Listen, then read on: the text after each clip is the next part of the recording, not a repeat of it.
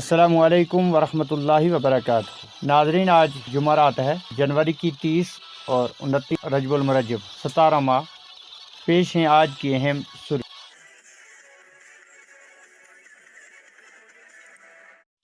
Loran block میں مزدوروں کا جل جیون مشن کی جانب سے مزدوری نہ دیے جانے پر زوردار احتجاج۔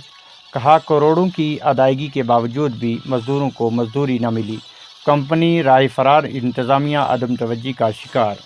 سابق سرپنچوں اور سماجی کارکنوں سمیت مزدوروں کا زوردار احتجاج۔ ترقیاتی کمشنر پونچھ سے فوری کارروائی کا مطالبہ۔ انصاف نہ ملا تو ڈی ڈی سی آفس کے سامنے ہوگا بڑا احتجاج، مزدوروں کا انتباہ۔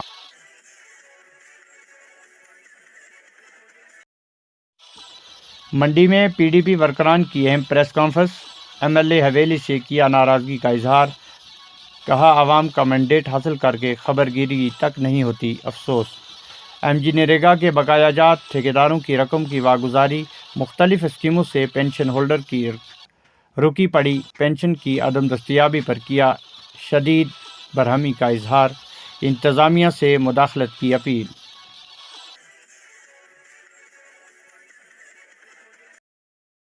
پیر پنجال عوامی ترقیاتی فورم کے چیئرمین محمد فرید ملک مہاراجہ ہری سنگھ ایوارڈ سے لیفٹیننٹ گورنر کے ہاتھوں سرفراز۔ متعدد سماجی، سیاسی شخصیات اور سماجی تنظیموں کی جانب سے مبارکباد۔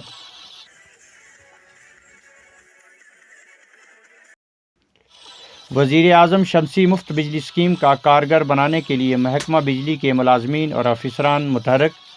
لوگ اس اسکیم سے فیض یاب ہو کر بجلی برآمد اور درآمد کا فائدہ اٹھائیں، محکمہ بجلی افسران۔